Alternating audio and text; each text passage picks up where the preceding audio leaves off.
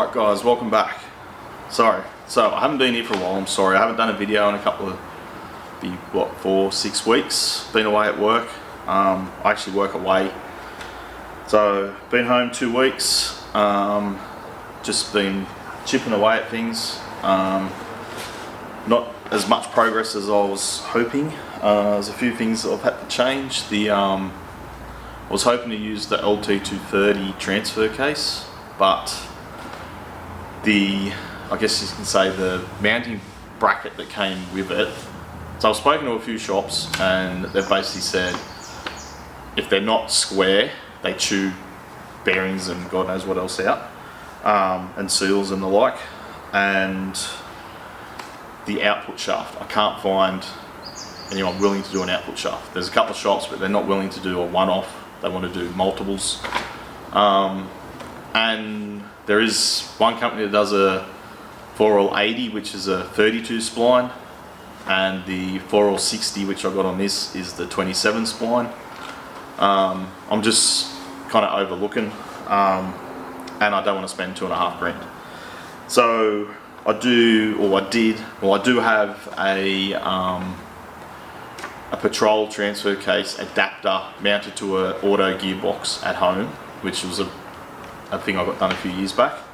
So I'm going to Patrol transfer case just for this comp at least, and then if everything goes great down the track, we may look into Atlases or whatever. I don't know yet, but at the moment, Patrol transfer case. I've got the adapter plate. I've got the output shaft. I hooked all that up yesterday. So the new gearbox is now new gearbox with the transfer case is now under the buggy. So that's basically what I've been doing the last couple of days. The engine, so I had to go at lining all that up. Yeah, I'm going to cut the engine mounts off and redo them. They're not centered. Well, the whole engine, when you sit it in there's not centered. There's not much clearance to work with. And again, I don't know if you offset the engine to allow clearance for the front drive shaft. I think I'm just going to start again. It's going to be easier. Know what I'm doing. Know what I'm working with. Yeah, and make it fit. And there's other cross members under there that they're in the way. Don't know how he had them mounted.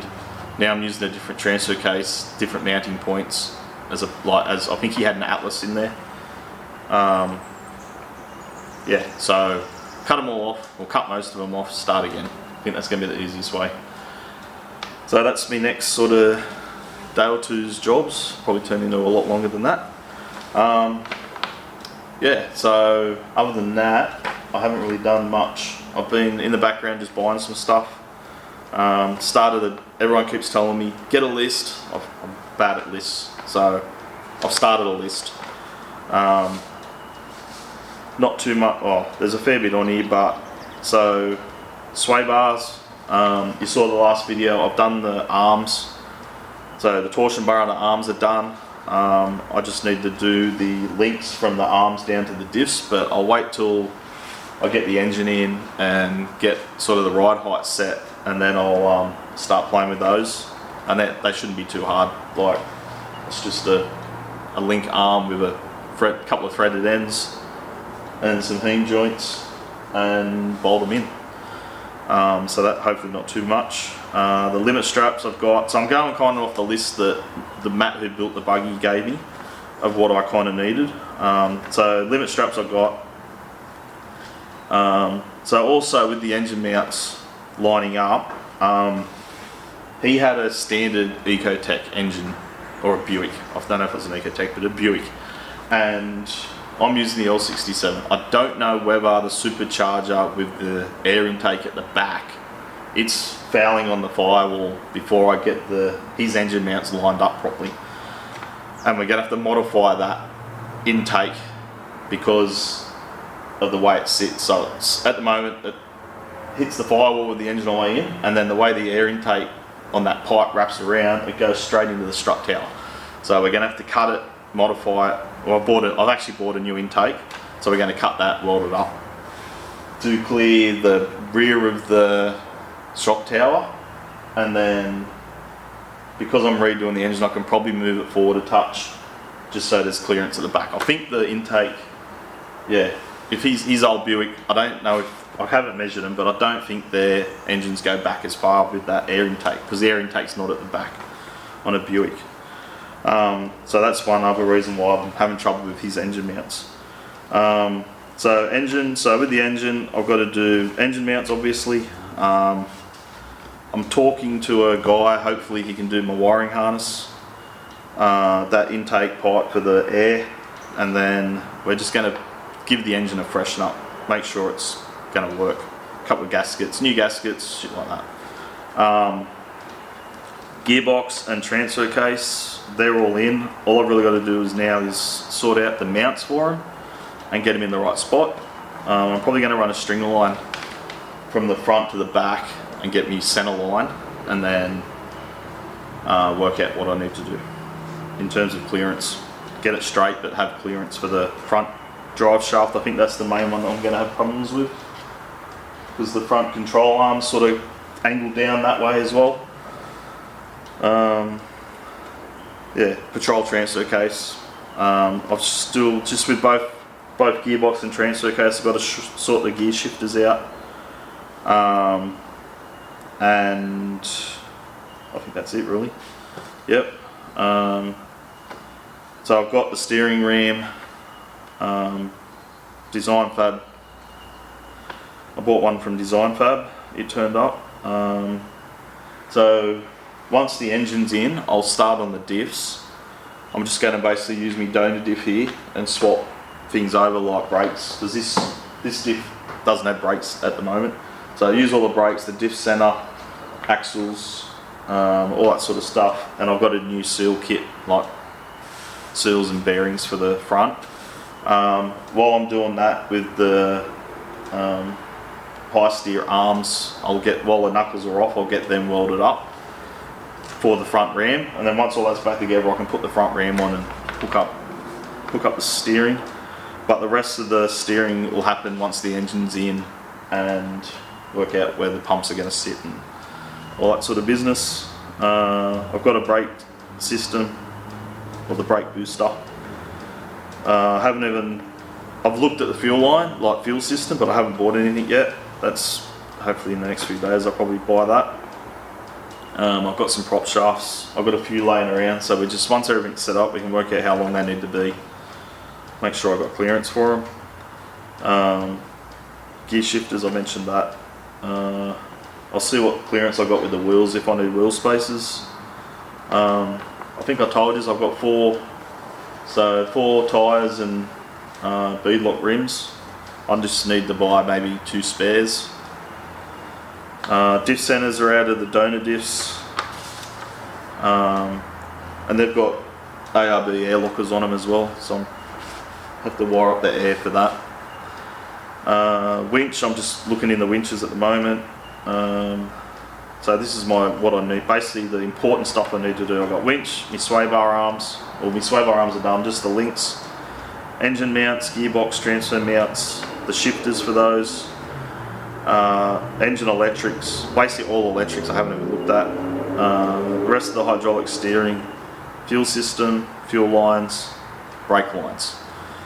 So yeah, run all that stuff. There's other things I need that I just haven't got on my list yet, but as I think of them, I write them down. So I know I need things like for the competition, I need like coloured lights for the back, I need a horn.